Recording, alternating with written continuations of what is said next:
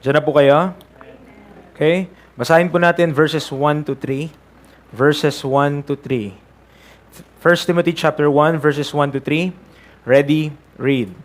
Paul, an apostle of Jesus Christ, by the commandment of God our Savior, and Lord Jesus Christ, which is our hope. Unto Timothy, my own son in the faith, grace, mercy, and peace from God our Father, and Jesus Christ our Lord. As I besought thee to abide still at Ephesus, when I went into Macedonia, that thou mightest charge some that they teach no other doctrine. Tayo po ay manalangin.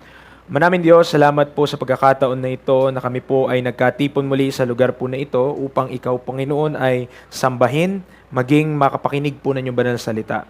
Dalayan ko po ang pangunawa pong nagagaling po sa inyo. Kayo po ang maglagay sa puso namin ng conviction about your word. Help us, convict us, O God, of our sin, of our unfaithfulness, of our laziness in the Christian walk and Christian life.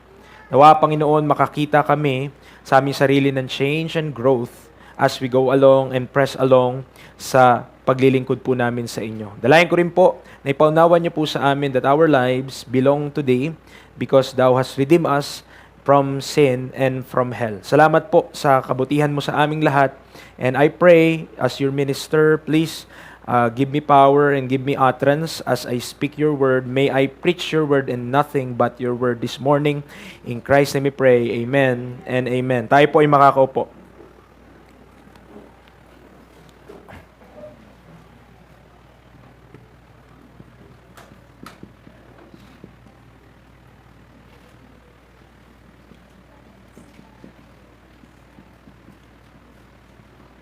Unto Timothy, my own son in the faith. Yan po yung sabi ni Apostle Paul dito sa ating binasang passage, wherein he say to Timothy, verse number 2, Unto Timothy, my own son in the faith, grace, mercy, and peace from God our Father and Jesus Christ our Lord. So coming from our previous series on the Christian life, so 7 linggo po nating dinil, some basic things, some fundamental things na I believe necessary for our understanding bilang mga Kristiyano now that you are a child of God.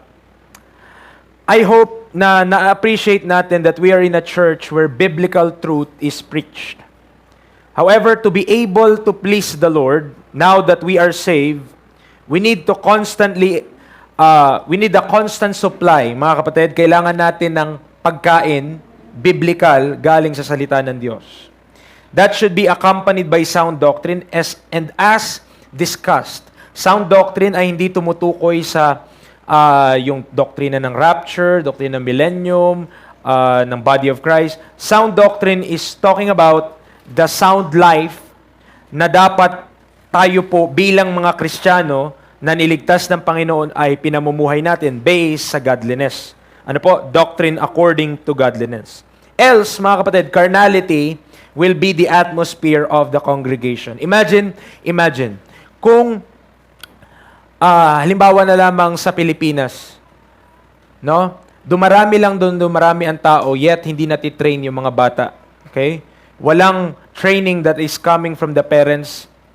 Dumarami lang yung population. But without training and discipline, malaking problema po, mga kapatid. Kaya magiging sakit ng ulo sa lipunan. That is why it is important na ang isang Kristiyano not only to be saved, hindi lamang siya ay maligtas and have the Holy Spirit in his life, but that mamuhay siya in accordance to the Word of God. May certain expectation ng Diyos, or should I say, desire ang Diyos na kapag ang isang Kristiyano ay na-save, gusto niya dun lalakad yung isang Kristiyano.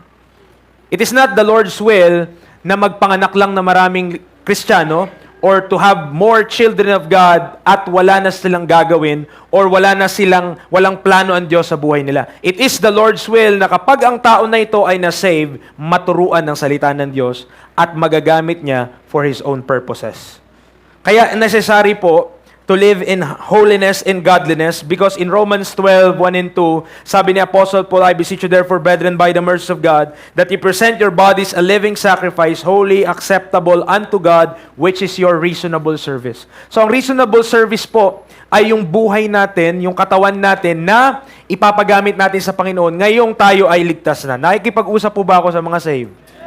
If you are saved, you are expected, mga kapatid, by the Lord na ang ating mga katawan nawa ay ibigay natin sa Kanya, ipagamit po natin sa Kanya. This is where order in the church is important. Kaya mahalaga po na merong order sa simbahan. Neglect order and you have confusion and chaos. Kapag wala pong kaayusan, kapag wala pong magsiset ng standards and rules sa isang simbahan, magkakaroon po tayo ng kaguluhan dito. Amen. Because we will, kagaya sa Book of Judges, everyone will do everything that is good with their eyes. So kung ano yung mabuti para sa kanila, kung ano yung mabuti sa paningin nila, yun yung gagawin nila. At napakadelikado po nun, mga kapatid, na ikaw ay mabubuhay na ginagawa mo lang kung ano ang sa palagay mo, sa tingin mo tama. And without a proper basis coming from the Scriptures. Tandaan natin that Satan cannot snatch you out from heaven kung ikaw ay saved. Satan can never na, because the love of God, na nasa atin, neither principal, nor powers, nor things present, nor things to come, nor height, nor depth, nor other creature shall be able to separate us from the love of Christ. Pag tayo ay naligtas, salvation is already final, mga kapatid, and settled. Yung ating kaluluwa no longer will be impending or no longer have that fear of hell. Why? Because when you die, you will be with the Father. To be absent with His body is to be present with the Lord. So Satan can never get you out from heaven anymore. Amen. But remember, Satan can snatch you out of heaven, pero ang gagawin niya, yung buhay mo, gagawin niyang useless. Gagawin niyang mapunta ka sa vanity that will ruin your life and testimony, because he wanted the life of the Christian to be ineffective so that nobody will be saved gamit yung ating buhay. Yes, hindi tayo yung nagsisave. But remember, God is using people to save people. It is God who saves souls. Pero tandaan natin, hindi gagamit ang Diyos ng anghel para maligtas ang mga tao. He is using men, and men, yung mga kasabihan, ang Diyos tumitingin sa panloob at hindi sa panlabas. Mga kapatid, tumitingin din ang Diyos sa panlabas. Alright? At ang mga tao, mas kilala natin na tumitingin sa panlabas. At if we have a testimony that is not good in the sight of men, that will be a hindrance for them to be saved. Practically speaking. Tama po ba? Diyan po tayo? That is why it is important to have a good testimony in the sight of God and the sight of men. Dahil si Satan, wala siyang ibang gustong gawin sa atin, kundi i-render na lang yung buhay natin. Sige, papunta ka na ng langit, pero i-render niya ating buhay useless. Para hindi tayo magamit for the purposes of God. Now, order is achieved. Gusto ko pong maintindihan natin that order is achieved when chosen men by God take charge and teach and apply the Bible. There has to be somebody who will step up, who will stand and preach the Word of God, at sasabihin, ito yung sinasabi ng Diyos, ito yung gagawin natin. Amen po ba? Diyan po tayo? Okay? Hindi pa pwede yung pakiramdam natin, yung opinion natin, yung feeling natin. Mga kapatid, there should be somebody who will stand up and preach the Word of God and teach the Word of God that this is the true and living Word of the living God. So, dapat nating pakinggan kung ano nakalagay po dito. Remember, God's work is done by God's worker. We should learn to submit to authority because it is for our own safety and maturity. We should remember that. Amen. Of course, sa buhay po na ito, we have imperfect authorities in our lives. Pero God designed it that we should submit to those authorities above us. Kung tayo ay anak, we should submit to the authority of our parents. Diyan po tayo? Of course, they are imperfect, pero inutos ng Diyos to obey. Nandiyan po tayo? Of course, sabi, ang mga husbands, imperfect din sila. Pero ang sabi ng Bible, submit. Amen. So, makikita natin, the Lord is not unreasonable. Alam ng Diyos yung situation natin. Alam ng Diyos yung kung ano yung ating kalalagayan. And yet, He told us to submit to authorities in our lives. Sinabi niya na kailangan magpasailalim tayo. In the same way, mga kapatid, we have a pastor in this church. Amen. We should submit to the authority that God had ordained in His church. Nakakasunod po tayo? And when we are speaking about authority, syempre, yung iba, ayaw nila ng authority. Gusto nila sila yung masusunod sa buhay nila. And remember, one day, you will be that authority. Ikaw rin yung magiging authority na yun. And pag ikaw yun, tignan mo, yung mga nasa ilalim mo, ayaw din sumunod sa iyo. But that is the way to be matured. Kapag hindi tayo natuto na magpasailalim sa nilagay ng Diyos sa ating buhay that is above us, we will not mature as Christians. Amen. Practically speaking, also as citizens, kapag galit ka sa pulis, kapag galit ka sa militar, kapag galit ka sa mga tao nasa taas, bakit ganyan yung mga kapitan natin?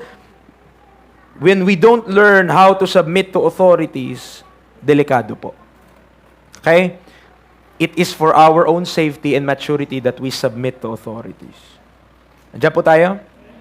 Now, by God's grace, we shall start on this journey through the pastoral epistles. Ang pastoral epistles po ay walang iba kundi yung 1 Timothy, 2 Timothy, and Titus. So to learn God's desire for His children sa ating pamumuhay, and let me tell you, maraming mga bagay dito sa 1 Timothy, 2 Timothy, and Titus na kailangan mo ng pananampalataya para magawa. Amen. Why? Kasi dito, susubukin ka if you really believe the Word of God or not. Dito, may kita, if we truly believe God or ang gusto lang nating paniwalaan sa Diyos ay yung salvation. Yung mga doktrina na kung saan walang nire-require on our part. But let me tell you that when we became a children of God and we are learning about God's Word, of course, as His children, God expects maturity in His children na unti-unti mag-grow ang kanyang mga anak and there will be responsibilities na maibibigay. As long as tayo ay hindi marunong tumanggap ng responsibility, we are not maturing enough. Pero kapag natututunan natin na tayo ay nabibigyan ng responsibility at nagiging faithful tayo doon sa mga responsibility na binibigay sa atin, particularly in the church, mga kapatid, we will grow. Yung simple lamang na tinatalaga sa iyo, halimbawa, sa iyo yung paghuhugas, sa iyo yung pag-aayos ng bangko, mga kapatid, that's a test of your faith. Because not everybody has the initiative and responsibility at mind na kahit hindi siya nakikita at napapansin, that he will be faithful in what he is doing or what she is doing. Not every time, not every gift is a visible gift. Ibig sabihin, hindi kagaya ng preaching, lagi nyo maririnig ang preaching. Amen. Hindi kagaya ng pag-awit, lagi nyo maririnig ang pag-awit. But how about those gifts na supposedly parang hindi nakikita ng iba, and yet we are to be faithful on those things. Dapat tayo maging faithful even on those things. At yan yung makikita natin in 1 Timothy. Matututunan natin, mga kapatid, that there will be responsibilities. There will be changes in our lives that God expects us to have. So this will also help you learn the Bible through verse-by-verse expositional approach. So remember, tayo po ay naniniwala sa Word of God. Amen? We believe every word of the Word of God, the King James Bible, as true. So, let us learn the Bible verse by verse sa biyaya po ng Panginoon. So, in verse number 1, simulan natin, Paul, an apostle of Jesus Christ by the commandment of God our Savior, and Lord Jesus Christ, which is our hope. Remember this, Paul is our apostle.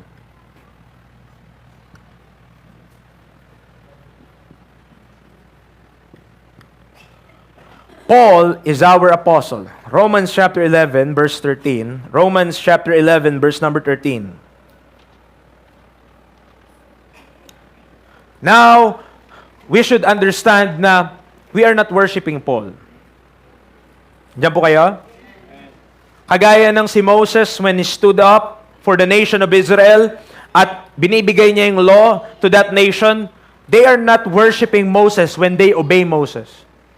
They are obeying God when they obey Moses. Bakit? Bakit nila nasusunod ang Diyos kapag sinunod nila si Moses? Because Moses is the representative of God to His people. Si Moses yung binigay ng Diyos to be His representative to declare the ways and the wills of God. At kung hindi sila makikinig sa sinasabi ni Moses, they are going against God. Sila ay kumukontra sa Diyos. In the same way, mga kapatid, sa ating panahon, men do not acknowledge the apostleship of Paul. And because of that, hindi po si Pablo ang kanilang kinokontra, but God Himself. We are not worshiping Paul.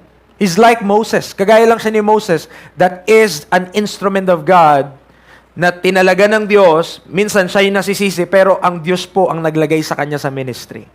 Kaya tingnan nyo yung sinabi doon sa ating verse, di ba? Bago tayo sa Romans 11, Paul, an apostle of Jesus Christ by the commandment of God, our Savior. So hindi niya inilagay yung kanyang sarili in the ministry. It is God who placed him into the ministry. Romans 11:13, the Bible tells us, "For I speak to you Gentiles, inasmuch as I am the apostle of the Gentiles, I magnify mine office." Sino dito ang Gentile? Kung hindi ka Hudyo, Gentiles ka according to the Bible. Ngayon, kung di tayo Gentiles, si Paul lang ang apostle of the Gentiles na nakalagay sa Word of God. Amen? Siya yung naka-appoint. Sabi niya, "Inasmuch as I am the apostle of the Gentiles, I magnify mine office." It's not the person or it's not the officer, it's the office. Siya lang yung nakalagay dun sa office na yon. And therefore, as the apostle of the Gentiles, kailangan natin maintindihan that we get our doctrine from Him.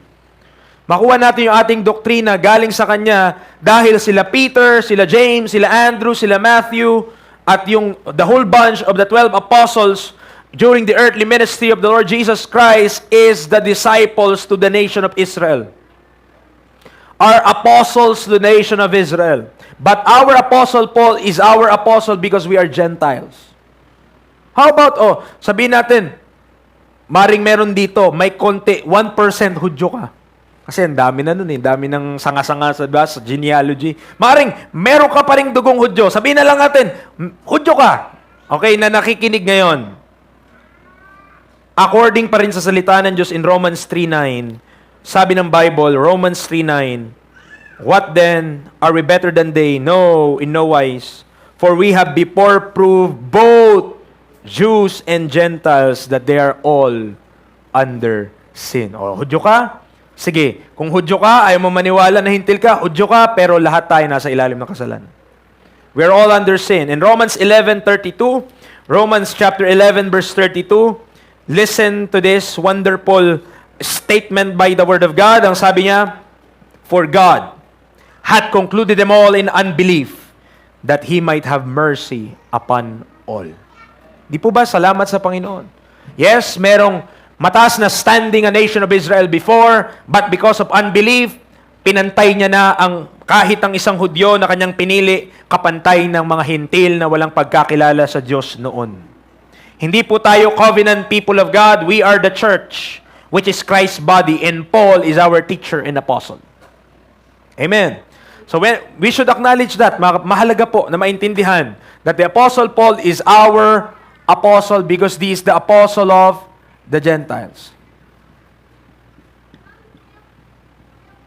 At kahit Hudyo ka ngayon, kahit ikaw ay may dugong Hudyo, sabihin pa natin, hindi ka rin masisave if you will not come to Christ na pinipreach ni Paul, gospel of Christ. Kung hindi ka maniniwala kay Kristo, regardless of your race, regardless of who you are, kung hindi ka magtitiwala sa Panginoong Kristo, you will not be saved. Being a Jew does not ang pagiging Hudyo ay hindi po lisensya o hindi po garantiya na ang tao ay pupunta ng langit. Mas delikado pa nga kung babasahin natin salita ng Diyos. They are enemies according to the Word of God right now ng gospel. Why? Because, tignan niyo po yung verse 28 para makikita niyo yung sinasabi ko, Romans 11:28, enemies po sila. As concerning the gospel, they are enemies for your sake. But as touching the election, they are beloved for the Father's sake. So pagdating sa Ebanghelyo, kaaway po sila. Bakit sila kaaway?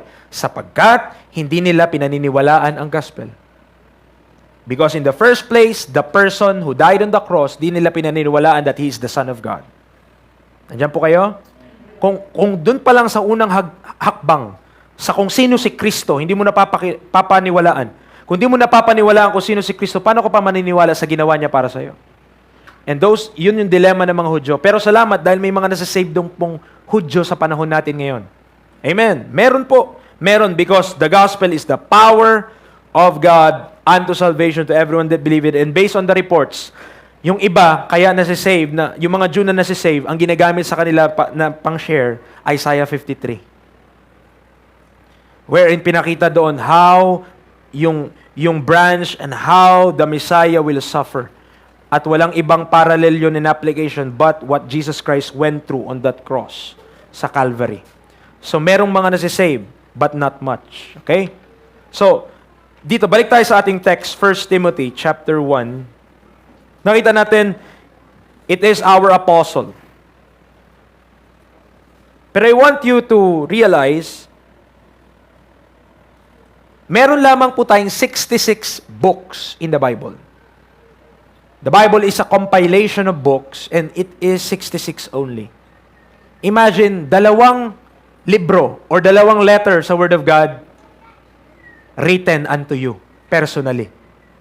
Yung Timothy, yung first epistle to Timothy and second Timothy, isinulat po yun para kay Timothy primarily. What a blessing, mga kapatid. To be able to receive a letter that is an inspired Word of God. Ano po? So, sino ba itong si Timothy na ito? Kasi sabi ni Paul, unto Timothy. So, I want you to realize that Timothy in the Word of God, Timothy, or also, ang pangalan niya nag-a-appear din as Timotheus sa salita ng Diyos, is mentioned 24 times in the Scripture. Yung pangalan niya, 24 na beses nabanggit sa salita ng Diyos. Acts 16, verse 1. Acts chapter 16, verse number 1. And regarding his posterity or regarding sa kanya pong pamilya kung saan siya galing, ang sabi ng Biblia in Acts 16:1, kung mapakikita niyo po, ang nanay niya ay isang Jewess. Ibig sabihin, babaeng Jewess. Okay? Ang pangalan ng nanay niya ay Eunice. Okay? Yan ang kanyang nanay, mother.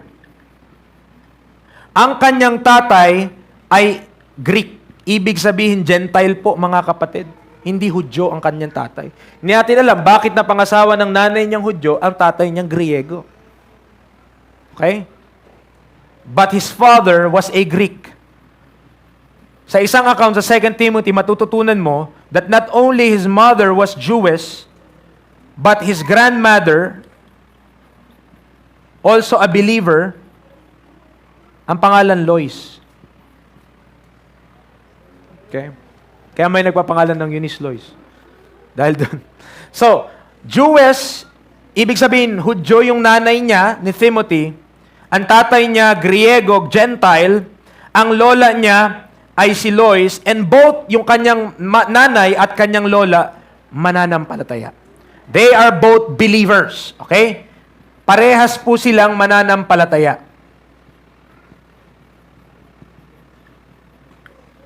At sa ating pag-aaral, may kita natin, dahil si Timothy, based on the commendation that is found in the Word of God regarding his character and regarding his faithfulness, malaki po ang na-invest ng kanyang magulang sa kanya.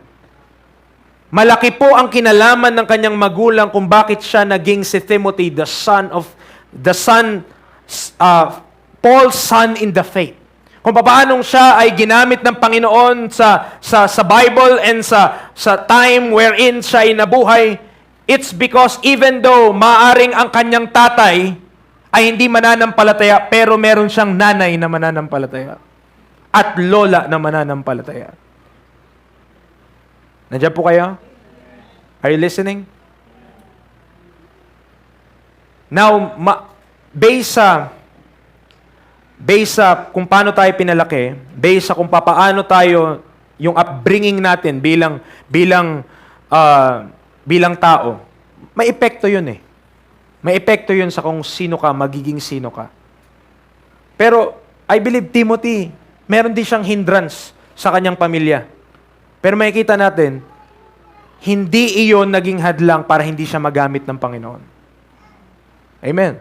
Hindi yun naging hadlang sa kanya para, but ang dami naman nila, believers. Hindi yun naging hadlang sa kanya para hindi siya magamit ng ating Panginoon, mga kapatid. Now,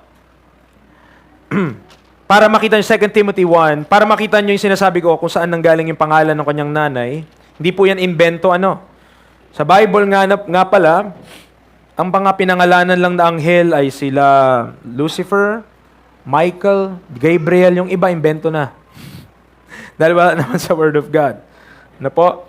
So, 2 Timothy 1, ang sabi dito, verse 5, tignan niyo po, dito natin nakuha yan, when I call to remembrance the unfeigned faith that is in thee, which dwell first in thy grandmother Lois, and thy mother Eunice. Kita nyo? Bakit ganun yung preacher? Kasi sa Bible, minsan meron yung mga may mga punctuation yan, or nakalagay dyan sa words kung paano mo bibigkasin. E nakalagay dito sa Bible ko, yung E sa dulo, mahaba.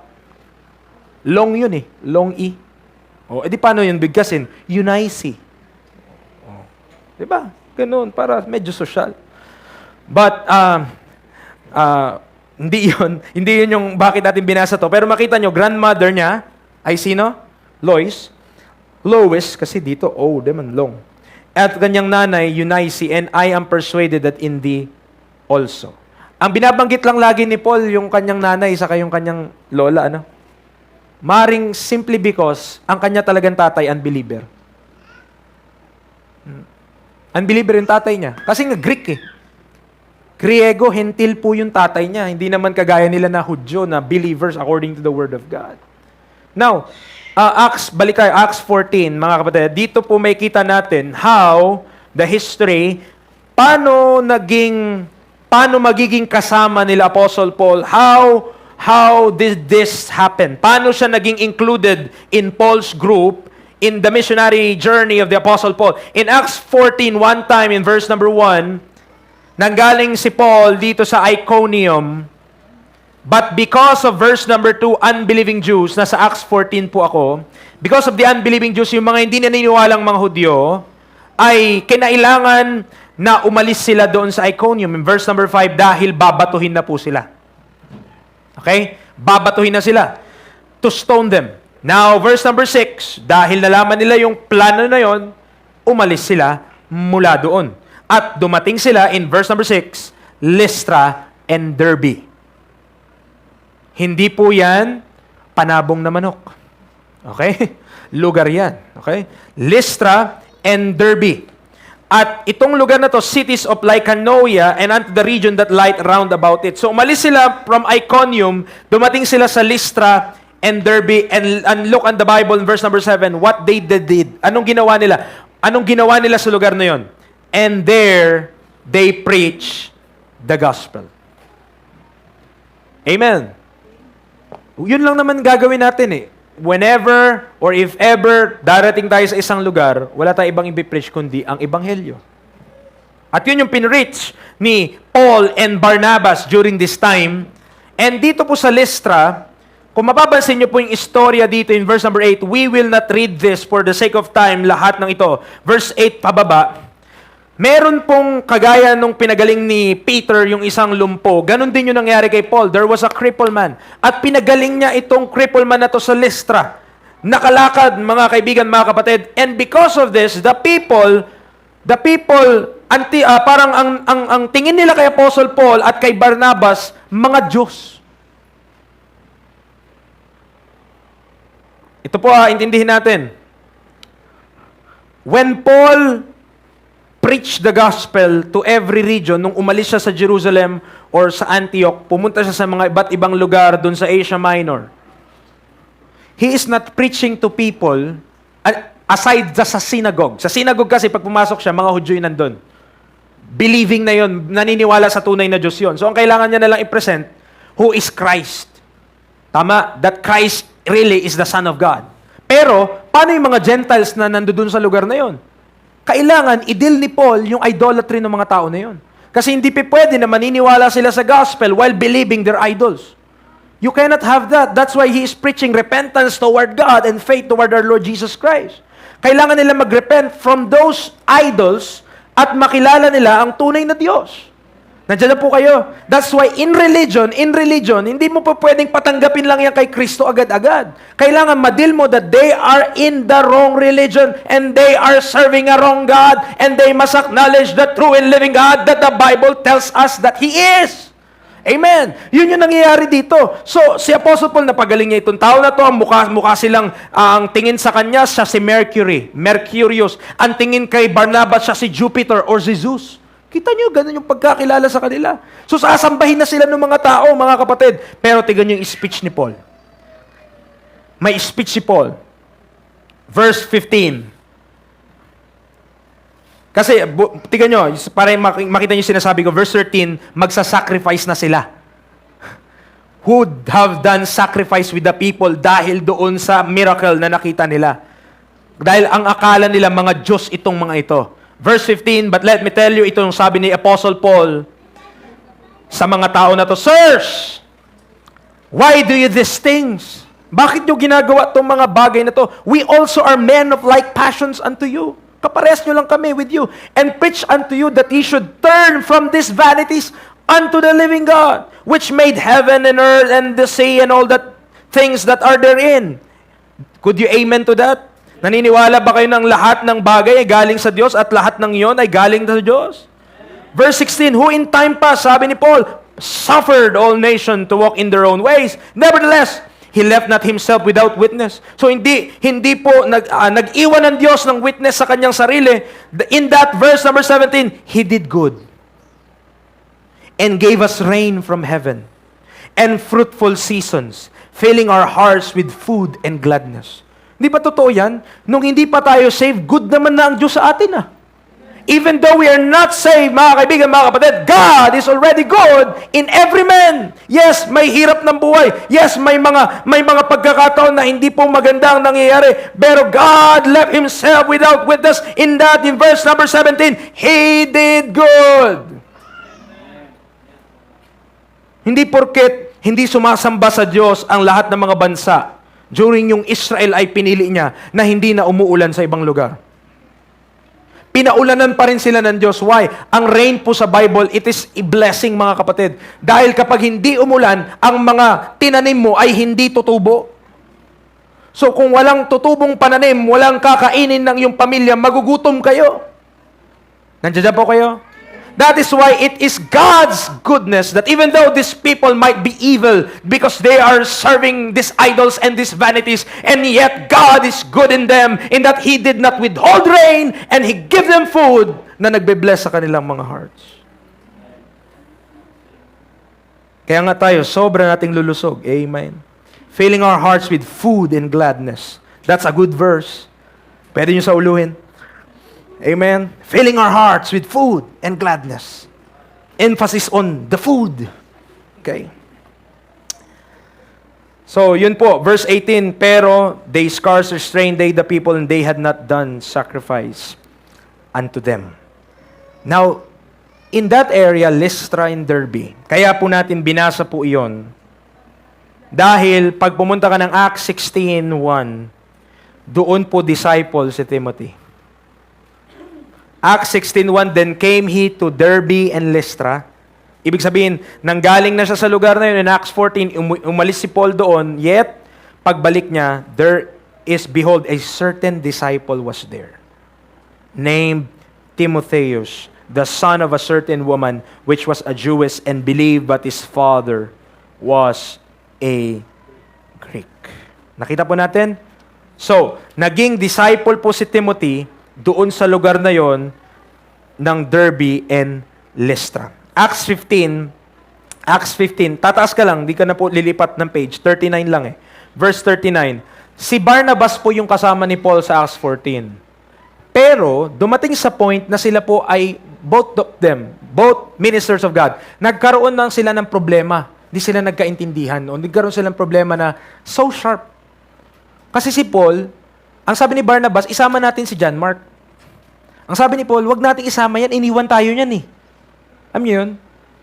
Kaya sabi niya, verse number 39, and the contention was so sharp between them, and they departed asunder one from the other, and so Barnabas took Mark and sailed unto Cyprus. So si Barnabas, ang sinama niya si Mark, si John Mark, pumunta sila ng Cyprus, At si Paul, ang pinili niya, si Silas. Kaya pagdating mo ng Acts 16, ang kasama na ni Paul ay si Silas. Kaya po, nasa kulungan sila, yung Acts 16:31, believe on the Lord Jesus Christ, thou shalt be saved. Ang kasama na ni Paul ay si Silas. Dahil sa contention na yun na nangyari in Acts 15, na sabi ni Paul, hindi natin pwede yung isama si John Mark. Nung una nating sinama yan, hindi nagpatuloy kasama natin, iniwan tayo sa ere. And maybe simply because, itong bata na ito, si John Mark, nabigatan siya sa ministry. Nabigatan siya nung una siyang sumama. So hindi niya kinaya, kailangan niyang bumalik. Pero ang maganda po kay John Mark, mga kapatid, though dito sa passage na sa Acts 15, na hindi siya napili ni Paul na sumama kay Paul sa kanyang missionary journey, sa later writings ni Paul, kinokommed niya naman si John Mark na isama mo yung tao na yan dahil matapat yan sa Panginoon. Hindi man maayos yung simula mo, dapat magtapos ka naman ng maayos. And sa dulo ng buhay ni Paul or sa ministry, naging profitable si John Mark, mga kapatid. But during this time, ang pinili niya si Silas. At pagdating mo ng chapter 16, verse number 1, natagpuan niya si Timothy na faithful disciple doon sa Derbe and Lystra. At sabi ng verse number 3, him would Paul have to go forth with him. So, dahil faithful si Timothy, nakita ni Paul yung testimony ni Timothy, meron siyang good testimony sa mga taong nakapaligid sa kanya. Sabi ni Paul, kasama namin ni Silas, sama ka sa amin. Sama ka sa amin. Acts 14, balik tayo Acts 14. For context sake. Nakakasunod po tayo? Acts 14, for context sake, verse 23. Ito po yung ginagawa ni Paul when he will left. Bago siya umalis, sa abot ng kanilang makakaya and sa provision sa will ng God sa kanilang mga ministry, sa kanyang ministry, ang ginagawa niya before he left, doon sa isang lugar, verse 23, or after na ma-establish yung church doon, verse 23, and when they had ordained them elders in every church, and had prayed with fasting, they commended them to the Lord on whom they believed. So, maliwanag dito in verse number 23, ang ginagawa ni Paul, sa isang church, kung pupunta siya sa lugar, punta siya, Derbe and Lystra, pagpunta niya doon, mamamalagi sila doon ng mga ilang buwan. Mamamalagi sila sa lugar na yon. At ang goal, pag alis nila, may mga elder na sa church. Kita nyo? May mga elder na siyang i-install doon. Why? So that the work of God might continue. Kahit pa aalis yung nagtatag or nagsimula na gawain na yun doon. Nakasunod po tayo.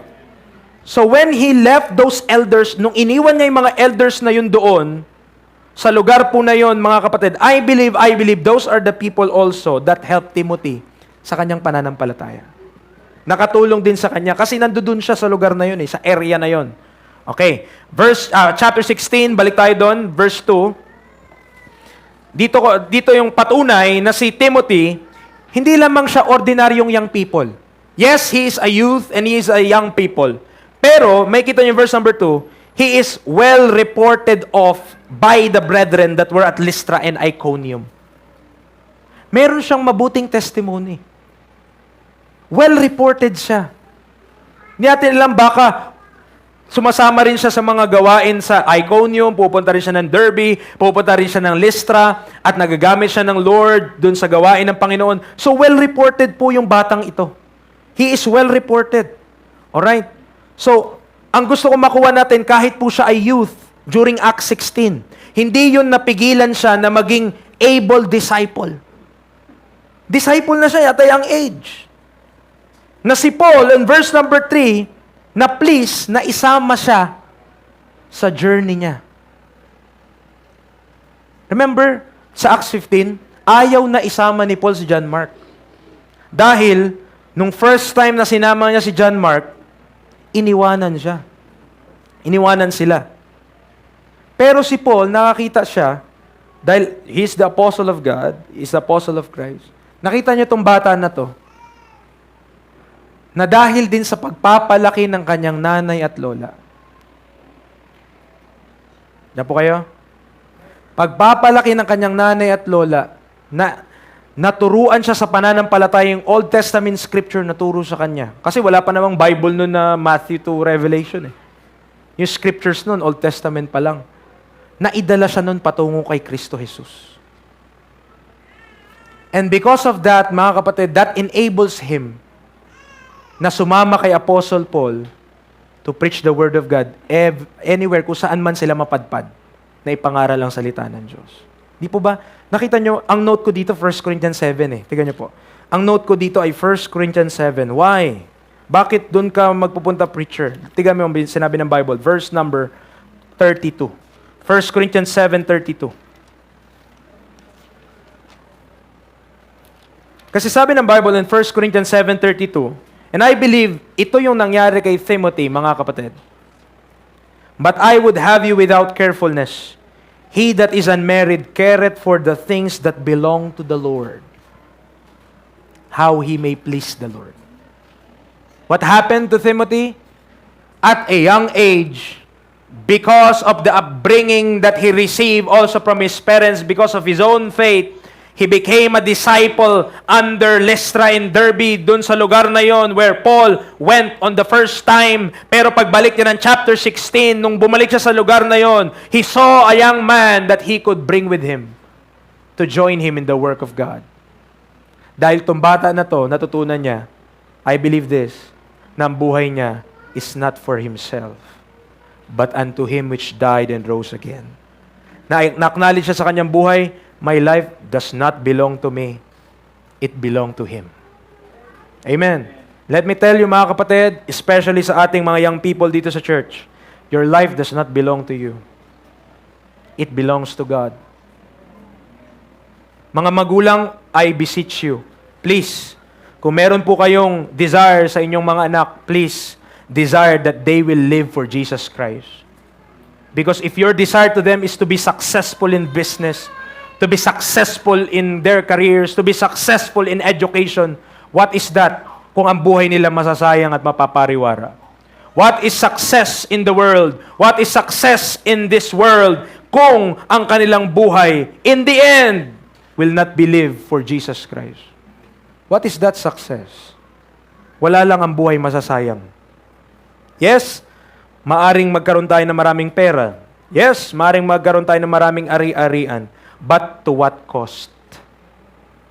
There is a cost to everything. Tandaan po natin. Maaring pinupush natin sila, mag-church ka pa rin anak, pero please, pursige mo kung ano yung gusto mo. But in the end, maaring makonsume sila too much of that endeavor and they miss Christ in their lives. That is not a worth. That thing is not worth sacrificing for. Amen. The soul of man, wag nating isugal yung kaluluwa ng tao para lang sa material things, mga kapatid. Please, open our eyes. If your children, kung ang mga anak na ito, kung ang mga young people na to will live for Jesus Christ, you will be the happiest parent in the world. Because these young people, these children who will fear God in their lives, surely kung sila'y mananampalataya, naniniwala sila salita ng Diyos, naniniwala po hindi kanila papabayaan kapag ikay tumanda. Bakit? Mananampalataya sila eh. Ang sabi sa Bible, requite your parents. Ang sabi sa Bible, dapat mag-take care ka rin sa magulang mo kahit ikaw ay may anak, may asawa ka na.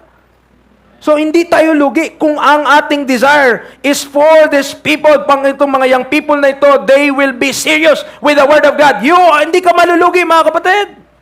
We will not be. Hindi tayo malulugi. Hindi ko alam English yun eh. Amen. Praise God. Yan po, makikita natin kay Timothy. Binigay niya ang kanyang buhay at a young age. Nabuhay siya. At ang nangyari, nung pumalik si Paul sa kung nasa saan sila, kinuha siya. Sinama siya sa journey. Amen. Sinama siya. So balik tayo sa 1 Timothy 1. 1 Timothy chapter 1. In 1 Timothy chapter 1, di lamang unto Timothy, but ang tawag sa kanya ni Paul, my own son in the faith. My own son in the faith. 1 Corinthians 4. 1 Corinthians 4.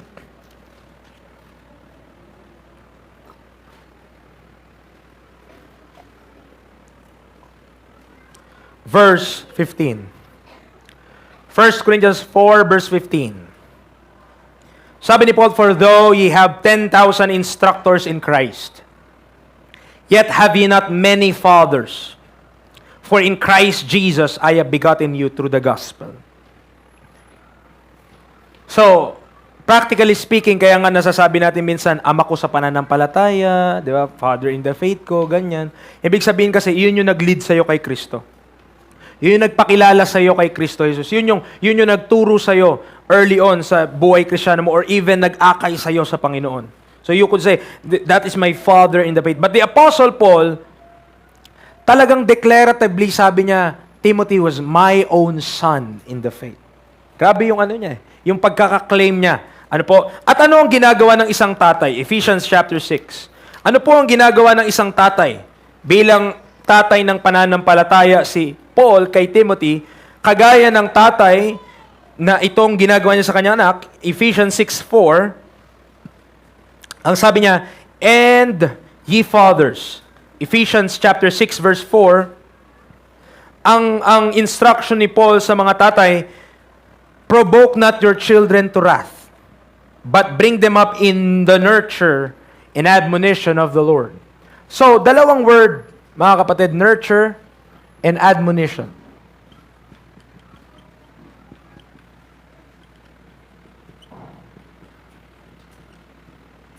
Ang tatay, ipoprovide niya kung anong needs mo. At the same time, iko-correct niya kung anong pagkakamali mo, tuturuan ka niya kung anong dapat mong gawin. And Paul, as the father of faith to Timothy, yun yung kanyang ginagawa kay Timothy. Talagang ginagabay niya every step of the way, ginaguide niya, kina-counsel niya, tinuturuan niya, para hindi po mawawala sa tamang landas itong si Timothy. As Timothy's father in the faith, Paul demonstrated through his speech and conversation what should his son in the faith become. 2 Timothy 3. Bilang tatay po kay Timothy, si Apostle Paul on 2 Timothy 3:10-11, sabi niya, dito sa talata na to, 2 Timothy chapter 3, verse 10-11, ay makita natin kung gaano ka-transparent yung buhay ni Apostle Paul to the point na sabi niya, but thou hast fully known my doctrine. Hindi lamang yung tinuturo ko, kundi yung paano ako mabuhay, manner of life. Purpose, faith, long-suffering, charity, patience, persecutions, afflictions, which came unto me at Antioch, at Iconium, at Lystra, what persecutions I endured, but out of them all the Lord delivered me. So pinakita ni Paul, nakikita ni Timothy, while si Timothy ay kinuha ni Paul sa kanya, under his wing or sa balikan ni Paul, sinama niya si Timothy sa work na kung saan pinagkatiwala ng Diyos sa kanya, nakikita ni Timothy yung buhay ni Paul. Anong tinuturo niya? Paano yung namumuhay siya? Papaanong nagtitent making si Paul on some time? Papaanong hindi siya nagtitent making on some time? Paano nag-aas si Apostle Paul ng provision sa Panginoon? How Paul knows how to be abased and know how to abound? Kung paano nabubuhay si Paul during the time na mahirap ang buhay? Paano nabubuhay si Paul during the time na masagana ang buhay? Nakikita lahat ni Timothy yun. Kaya sabi ni Paul, thou hast fully known. Kung merong nakakakilala sa akin, Timothy, ikaw yun. Dahil nakita mo yung buhay ko simula nung nakasama kita or nakita mo kung paano ka na rin na-save. Amen. His commendation and description. Ito po pag sinearch yung pangalan ni Timothy sa Bible searcher, ito yung makikita natin ng mga tawag sa kanya sa Bible. Work fellow, beloved son, faithful in the Lord, worketh the work of the Lord, servant of Jesus Christ, minister of God, fellow laborer in the gospel of Christ, and one more thing, like-minded. Ganon kadikit si Timothy kay Paul na masasabi ni Paul na parehas sila ng isip. Like-minded. For I have no man like-minded who will care naturally for your state. Sabi niya sa Philippians, if I'm not mistaken. Paul had much confidence in him for his faithfulness and soundness in the faith. Yung talagang, kung merong tao, kung papapiliin si Paul na kung sino yung magpapatuloy ng ginagawa niya, I believe he will say Timothy. And that explain why yung dalawang letter, pinangalan niya kay Timothy. Bakit kay Timothy niya binigay? Ganon yung kumpiyansa niya sa bata na ito, na ang ministry, pinagkatiwala niya kay Timothy. Philippians 2. Philippians chapter 2. Philippians chapter 2, verse 19. Philippians 2, 19 to 22. Philippians 2, 19 to 22. Ano pong sabi ng Bible? But I trust in the Lord Jesus to send Timotheus shortly unto you, that I also may be of good comfort when I know your state. For I have no man like-minded who will naturally care for your state. For all seek their own, not the things which are Jesus Christ, but you know the proof of Him. Tignan niyo po kung paano siya kinokomment ni Paul. That as a son with the Father, He hath served with me in the gospel. What a man. Amen. Ganun na lamang yung kumpiyansa ni Paul sa kanya, na ang pagpapakilala ni Paul sa kanya, yung sa church ng Philippi, gusto ko ipadala sa inyo si Timothy. Sapagkat alam ko, aalagaan niya kayo, kagaya kung paano ako mag-alaga. Who will naturally care for your state. Nandiyan pa po kayo? This is the man na kinokommend ni Apostle Paul. 1 Corinthians 4:17, 1 Corinthians 4:17, Unang Korinto, Kapitulo 4, talatang 17. Ang sabi ng Biblia, for this cause also, hindi lamang sa Philippi, but also at Corinth, sabi ni Paul, for this cause have I sent unto you Timotheus, who is my beloved son and faithful in the Lord, who shall bring you into remembrance of my ways which be in Christ, as I teach everywhere in every church. Napakagaling ng Panginoon sa kanya. Amen. Si Timothy, napapagkatiwalaan ni Paul, na instead na si Paul yung pupunta, sa sobra niyang kakilala si Timothy at sa sobrang faithful ni Timothy sa gawain ng Panginoon, kaya ni Paul papuntahin si Timothy na parang siya na rin ang pumunta. Amen. Ganun yung relationship na meron sila. As the son to his father. As Paul, as the father of in the faith of Timothy, ganun po yung kanilang relationship. Kung mapapansin nyo, kung makikita natin, si Paul, lagi nakasulat dyan sa mga epistle niya, Paul. Yun yung umpisa eh. Paul. Tama po ba? Paul, sa verse 1. Pero meron siya minsang co-writer. Meron siya minsang kasama niya nagsulat. At kapag babasahin nyo yung 2 Corinthians, Philippians, Colossians, 1 Thessalonians, 2 Thessalonians, and Philemon, at least 6 epistles, may kita nyo yung pangalan ni Timothy doon. Paul and Timotheus. Paul and Timothy, or Silvanus, ganun. So, may kita natin, ganun yung kumpiyansa na alam ni Timothy kung ano ang doktrina ni Apostle Paul. To the point na kaya siyang, kung magsusulat si Paul, isasama niya si Timothy, tara isulat natin ito, padala natin yung church na ito ng sulat. Amen. Ganun po niya kaalam yung doktrina. Ganun niya kaalam yung laman din ng puso ni Apostle Pablo. Why? Because they spent time together. And they ministered together. At mga kapatid, kung gusto natin that we be like-minded in this church, we just need to spend time more together. Ganun lang talaga yun. Kung gusto mong maging like-minded ka, ano ang dapat natin gawin? Ano ang dapat nating asikasuhin? What will be our accomplishment as a church, mga kapatid? Walang iba kundi we need to spend time together, learning the Bible together, fellowshipping one with another with food. Amen. Praise God. Filling our hearts with joy. Amen. At kung tatanungin nyo rin ako, what is the last epistle of Paul na sinulat niya? Hindi po Philemon. 2 Timothy. Doon niya sinabi, I have fought a good fight. I have finished my course. I have kept the faith. Ganon kahalaga si Timothy sa buhay ni Paul. Na namamamatay na si Paul, ang huli niya pang susulatan, si Timothy. Amen. Kaya big deal kung ano yung letter, kaya big deal na pag-aralan kung ano yung sinulat ni Paul, parang kanyang dying wish or parang kanyang last will and testament kay Timothy. Na carry on! Amen! Preach the word! You know that time will come and they will not endure sound doctrine, but continue! Endure hardness as a good soldier of Jesus Christ! May kita mo yun yung mga sinasabi ni Paul kay Timothy. Dahil alam ni Paul, he will leave this earth. At kailangan may magpatuloy ng ministry after that he had departed to be with the Lord. So balik tayo, 1 Timothy 1. Okay? Last stretch, mga kapatid. Last stretch. 1 Timothy 1.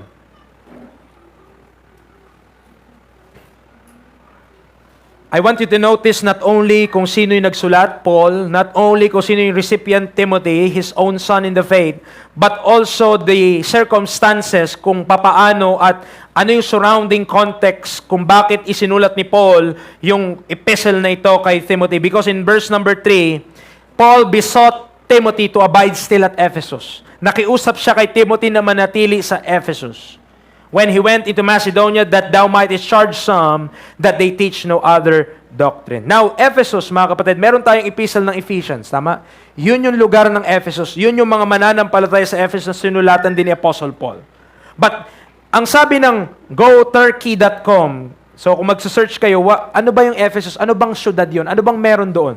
Sabi dito, Ephesus has been a city since Neolithic times, but it came to full prominence. Ibig sabihin, mas lalo ito sumikat, na-reach niya yung kasikatan niya under the Roman Empire as the capital of Asia Minor. Capital, ibig sabihin po, iba-iba kasi ang syudad sa Asia Minor, pero capital yon. So, kagaya dito sa atin, umuunlad na yung ibang mga lugar dito, pero Olonga po parang nagiging sentro. Di po ba kasi syudad na nauna yun So, nandun yung trabaho. So, ang Ephesus, mga kapatid, capital ng Asia Minor. Its populace, ibig sabihin yung mga nakatira doon, mga nandoon, was largely educated and wealthy. Imagine, mga nakapag-aral at mga mayayaman po ang nandoon sa lugar na yon. The city came to prominence also under the ancient Greeks who built the famed Temple of Artemis. Yung Artemis, Greek yon. Yung Diana, Roman yon. Parehas lang yun Si Artemis sa si Diana, same. One and the same goddess nitong mga tao na to of the Greeks. Okay? At yun din yung dahilan kung bakit si Apostle Paul umalis doon sa Ephesus. Dahil dumating sa point na yung mga gumagawa ng silver shrines, yung mga gumagawa ng Diyos-Diyosan, gamit ang pilak, mga kapatid, yung negosyo nila nalulugi. Bakit nalulugi, preacher? Nagpipreach lang naman si Paul ng gospel. Hindi na nabili yung mga tao Nakilala nila yung tunay na Diyos. So nalulugi yung mga negosyante na yun. Hindi na sila nakakabenta, nagreklamo sila, tapos in-steer nila yung buong city to the point na Paul had to leave. But Timothy is besought to stay. Sabi niya, manatili ka doon. The Apostle Paul, Acts 20 tayo, Acts 20. Alright, don't quit now. Amen. Be faithful. Acts 20 verse 31.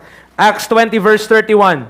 According to his own testimony, si Paul ay nagstay and naglabor sa Ephesus by the space of 3 years. Amen. By the space of 3 years. Preacher, sa loob ng 3 years, natuto na yung mga tao doon? Meron na agad ma-install na elder sa lugar na yun for the space of 3 years? Based sa setup natin, mga kapatid, baka mahirap. Pero sa setup ni Paul, mga kapatid, ang turo niya araw-araw Night and day. Imagine kung paano nyo ginagawa yun. Publicly and from house to house.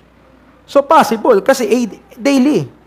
Araw-araw niyang ginagawa. And by the space of 3 years, sabi niya, I cease not to warn everyone night and day with tears. Imagine the faithfulness of Paul, di ba?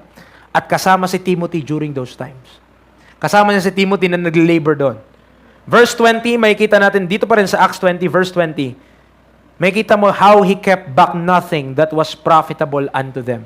Hindi siya kung ano yung makakabuti sa kanila, kung ano yung mas ikalalago nila, kung paano sila matutulungan. Hindi po nagkubli o hindi po pinigilan ni Paul yung kanyang sarili. He kept back nothing. Verse 20, makikita din natin that he taught publicly and from house to house. Nagturo siya in public, nagtuturo din siya from house to house. Verse 21, testifying repentance toward God. Amen. Yung sinabi ko sa inyo, na dahil sumasamba sila sa Diyos-Diyosan, they need to repent, to turn to the living God. Amen. And afterwards, faith toward our Lord Jesus Christ. Verse 27, sinabi niya rin that he have not shunned to declare all the counsel of God. In verse 31, cease not to warn everyone night and day with tears. Verse 33, coveted no man's silver and gold or apparel. Verse 34, his hands ministered unto his necessities and to them that were with him. By the space of 3 years, si Apostle Paul nag-labor siya kagaya ng mga manggagawa, kasama yung mga manggagawa ng Panginoon, including Timothy sa Ephesus. Every day may activity sila. Paano nagagawa ni Apostle Paul yun, preacher? Hindi ba siya nagtatrabaho? Trabaho si Paul. Sa Corinth, nag-tent making siya eh. How could Paul do that? Mga kapatid, by the grace of God. Alam niyo bakit? Kasi si Paul, bago siya na-save, yung buhay niya, para na talaga sa Panginoon, mali lang unawa niya. Yung buhay ni Paul, bago siya ma-save, iniisip niya nga na napiplease niya ang Lord dun sa ginagawa niyang persecution sa church sa Jerusalem. Akala niya goods yun eh. Pero alam niyo po, nung kinatagpo siya ng Panginoon, at sabi sa kanya, di ba, persecutest thou me? Tanong niya na lang sa Panginoon, who art thou, Lord? At nung sinabi ni Jesus Christ, I am Jesus, whom thou persecutest. It is hard for thee to kick against the pricks. Hindi siya nagreklamo, mga kapatid eh. Alam niyo, nanginginig pa nga siya, astonished siya eh. Pero ang tanong niya sa Panginoon next, nung nakilala niya kung sino ang Panginoon, ang tanong niya, what wilt thou have me to do? Amen. Ang tanong na lang ni Apostle Paul after na siya ay kinatagpo ng Panginoon, Lord, anong gusto mong ipagawa sa akin? Kaya may kita niyo yung dedication niya sa Book of Acts. Kaya sa Ephesus, nakikita niyo yung testimony niya. Paano nagagawa ng tao na ito yun? May point pa na binato na siya hanggang mamatay siya. Paano nangyayari? Paano niya nagagawa ito? If not by the grace of God in his life. Because Paul had determined in himself. Diba? Tingnan nyo, nasa Acts 20 din po yun, napakagandang verse noon, mga kapatid.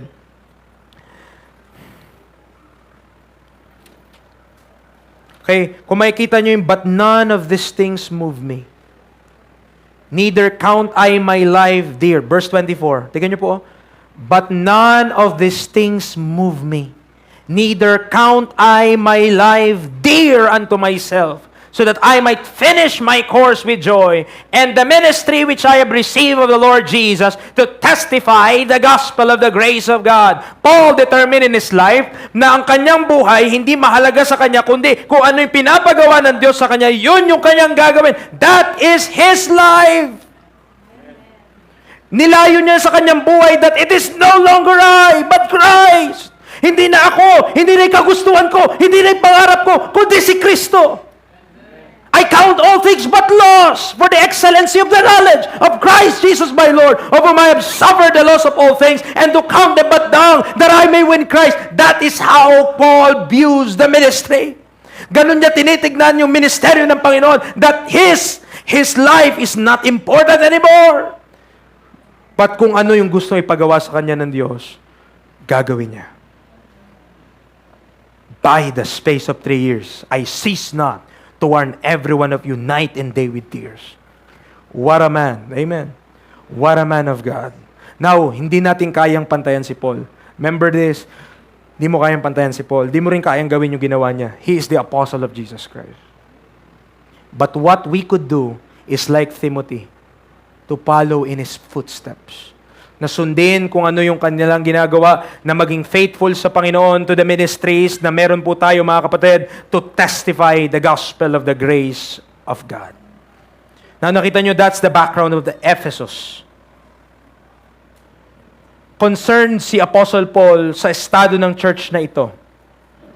Dahil, tignan nyo po, verse 28 to 30. Kaya nga gusto niya, na-establish natin na ang entrusted ni Paul si Timothy talaga. Talagang nagtitiwala, may kumpiyansa siya. Kaya si Timothy pala yung gusto niyang ilagay sa Ephesus, manatili doon, kasi ganito yung estado, mga kapatid. Verse 28.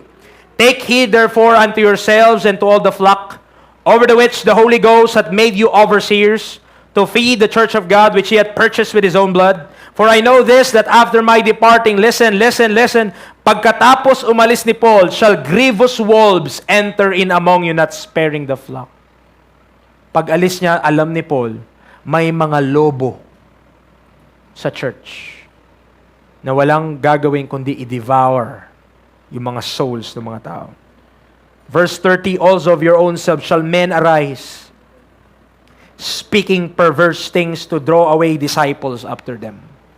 What will they do? Establish sila ng kanilang sarili at ilalayo nila sa truth yung mga tao. Amen. Yun yung fear ni Paul. Nag-labor siya sa kanilang 3 years, ayaw niya na ma-waste yun. So dahil doon, inilagay niya yung best man niya for the job. Sabi niya kay Timothy, stay there at Ephesus. At i-preach mo yung katotohanan, set things in order. At yun yung mga papag-aralan sa 1 Timothy kung ano yung mga instruction ni Paul sa kanya. Amen. Tingnan nyo po, 1 Timothy 1, balik tayo doon. Lapit na po tayo matapos. Praise the Lord. Amen. We could now enjoy food in our hearts with gladness. First Timothy chapter 1, verse 3. Iniwan si Timothy sa Ephesus para mag-preach or para mag-set in order na walang magtuturo ng other doctrine. Verse 3, that they teach no other doctrine. Verse 4, na hindi makinig sa fables. Alam niyo yung mga fables? Mga gawa-gawang kwento. Fables and endless genealogies. Right? So yan yung mga i-discuss natin further on. Now, also, in verse number 7, merong mga gustong maging teachers of the law. Amen. So ang gusto mangyari ni Paul, sawatain mo yung mga yan, wag mong hayaan na magturo sila na maging mga nasa ilalim ng batas yung mga tao. Understanding neither what they say nor whereof they affirm. Okay? So yan yung mga some things that Timothy has to deal. At bilang isang young minister, Timothy could also be intimidated. Pwede siyang matakot dun eh. Pwede siyang masindak. Bakit? May mga elder na dun sa lugar na yun eh. Pero bakit kailangan that Paul's best man, his own son in the faith, be there at Ephesus? Kasi ganun yung concern niya na kapag umalis siya doon at walang ibang entrusted siya doon so much na yung church na yon lalakad papunta sa kanilang sariling kagustuhan at hindi sa kalooban ng Diyos. Amen. Kaya magpasalamat po tayong mga kapatid. Ano po, kapag meron tayong pastor na magtutuwid sa atin, kapag meron nagtuturo sa atin ang dapat natin gawin, yung tinatama tayo sa mga pagkakamali natin, mga kapatid, thank God. Amen. Amen. Kasi on our own, di ba? Makanta. On your own talaga, destruction tayo. There is a way which seemeth right unto a man, but the end thereof are the ways of death. Kaya merong fathers sa buhay na ito. Dahil yung mga tatay, supposed to be, pag sinabi ng tatay, hindi, yung ibig sabihin lang nun, hindi. Hindi ibig sabihin, sige, kulitin mo ako konti. Konti lang. Sige. Hindi po. Pag sinabing yes, it's a yes. Kapag sinabing no, it's a no. Amen. Nandiyan na po tayo? At ganun si Paul kay Timothy, he is a father to Timothy. When he said, ito ang katotohanan, ito ang gawin mo, ito ang dapat mangyari. Si Timothy, yes po, yes po, yes po, yan yung dapat mangyari. Dahil baka kung si Timothy lang sa kanyang sarili at walang guidance of this older and more experienced saint na si Apostle Paul sa kanyang buhay, baka mag-give in siya sa pressures na meron sa ministry. Amen. Andiyan pa po tayo? This epistle was written as a charge to Timothy according to the prophecies which went before on him, that he by them might war a good warfare. Verse 18 po yun. Verse 18 yun, 1 Timothy 1. Sabi, this charge I commend unto thee, son Timothy, according to the prophecies which went before on thee, that thou by them might war a good warfare. Ididil din natin yan soon. Pero yung mga prophecies po, tanda natin dahil wala pang complete scripture during that time. Kaya kailangan pa ng prophecy para ma-declare yung truth. Kaya may mga prophets during the Acts period kasi meron pang mga bagay na yung church na yon, paano sila magtuturo? Ano ituturo nila? Na-establish sila. Wala pa naman yung mga epistle ni Paul sa isang lugar na pwede mo ma-access. Kaya may mga gifts pa ng prophets during that time para mapipreach yung truth even though wala silang access sa epistles ni Apostle Paul. Nakakasunod po tayo? Now, this letter to Timothy was preserved by God as inspired scripture for us. So like Timothy, we might war a good warfare. Kita niyo yung verse 18? Anong reason kaya ibinigay ni Paul ito sa kanya? That thou by them might as war a good warfare. In verse 19, para yung mga faith hindi magiging shipwreck. And we also need to study this epistle of Paul to Timothy so that we might war a good warfare at hindi ma-shipwreck yung ating pananampalataya. Are you still there? Yeah. Mga kapatid, this is a war. The Christian life is a war. Every day, Satan wanted to get your soul. Kung hindi man, paalis. Kung hindi niya makuha yung kaluluwa mo, mapunta ng impyerno dahil saved ka na, kukunin niya yung kaluluwa mo para hindi magamit ng Panginoon. He will do that. Amen. Kasi yung mga nasa sanlibutan na, nasa kanya na yun eh. Uuto-utuin niya na lang. Pero ikaw na save, ikaw na ligtas, the Lord desires na palakasin ka that you might war a good warfare in this Christian faith. Amen. Sabi niya, might as war a good warfare, holding faith and a good conscience, which some having faith put away concerning faith have made shipwreck. Wag nawa, that anyone in this room, ang kanilang pananampalataya magiging shipwreck. Ibig sabihin, mga kapatid, wala na. Cast away ka na, kagaya ng sinasabi ni Paul, warn niya. Yung buhay mo not anymore useful sa Panginoon. Wag nawa, yun ang ating i-desire. Nawa ang i-desire natin, Lord, mahirap po ang buhay, may mga struggles, may mga trials sa aming buhay. But let us learn, our lives does not belong to us anymore. Amen. Merong nagmamay-ari ng buhay natin. Sa Diyos po ang ating buhay. Let us live for Him who died and rose again. Yung nag-alay ng kanyang buhay para sa atin. He deserved your life.